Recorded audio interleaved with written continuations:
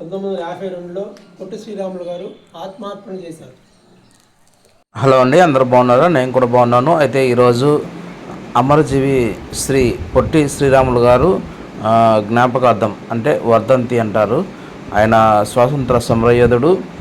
ఆంధ్ర రాష్ట్రం కోసం బహుగా ప్రయాసపడి ఆయన 58 రోజులు నిరాహార దీక్ష చేసి ఆయనకాయనే బలియాగమయ్యాడు. కేవలం తెలుగు రాష్ట్ర ప్రజల కోసం, తెలుగు ప్రజల కోసం, తెలుగు మాట్లాడే వారి కోసం. అలనాడు తమిళనాడులో రాష్ట్రం నుంచి, మద్రాస్ అనే రాష్ట్రం నుంచి తెలుగు మాట్లాడే వారికి ప్రత్యేక రాష్ట్రం కావాలని ఆయన చాలా ప్రయాసపడ్డారు. ఆయన కోసం నివాళులు అర్పిస్తున్నటువంటి అర్ధవీడు ఎండిఓ ఆఫీస్ వారు, ఎండిఓ సార్ గారు, ఏఓ సార్ గారు, మిగతా స్టాఫ్ అందరు కలిసి ఈ యొక్క నివాళులు అర్పించారు. వారికి హృదయపూర్వకమైన ధన్యవాదాలు తెలియజేస్తున్నాను.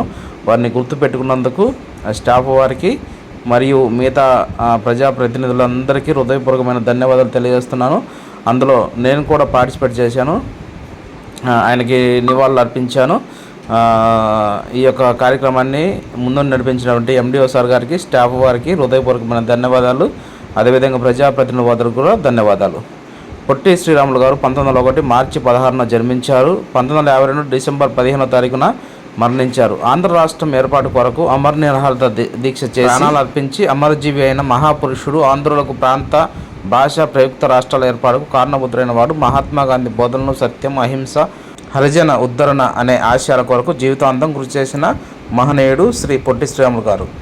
అమరజీవి పొట్టి శ్రీరాములు గారికి మద్రాసులో 126 నెంబర్ రాయపేట మైలాపూర్లో స్మృతి చిహ్నంగా ఆంధ్రప్రదేశ్ కాపాడుతున్నది. పొట్టి శ్రీరాములు తెలుగు విశ్వవిద్యాలయం 2025 మే 23న రాజమహేంద్రవరంలో స్థాపించింది. నెల్లూరు జిల్లా పేరును 2008లో పొట్టి శ్రీరాములు నెల్లూరు జిల్లాగా మార్చారు. అమరజీవి పొట్టి శ్రీరాములు గారి గౌరవార్థం తపాలా శాఖ వారు 2000 మార్చి 16లో ఒక ప్రత్యేకమైన తపాలా విలువను ఏర్పాటు చేశారు. మద్రాసు రాజధానిగా ఉండే ప్రత్యేక ఆంధ్ర రాష్ట్ర సాధన కొరకు మద్రాసులో 1952 అక్టోబర్ 19న బలుసు సాంబశివరావు మూర్తి ఇంట్లో నిరాహార దీక్ష ప్రారంభించాడు. 58 రోజులు ఆయన నిరాహార దీక్ష చేసి చనిపోయారు. పొట్టి శ్రీరాములు గారు మద్రాసులో 1901 మార్చి 16న మద్రాసులో జన్మించారు.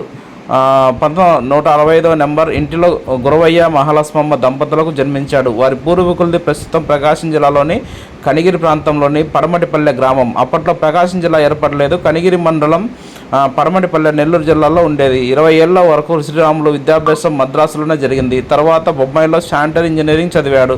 గ్రేట్ ఇండియన్ పెనిన్సులర్ రైల్వేలో చేరి దాదాపు 4 ఏళ్ళు అక్కడే ఉద్యోగం చేశాడు. ఆంధ్రప్రదేశ్ రాష్ట్రం 1951న ఏర్పడింది.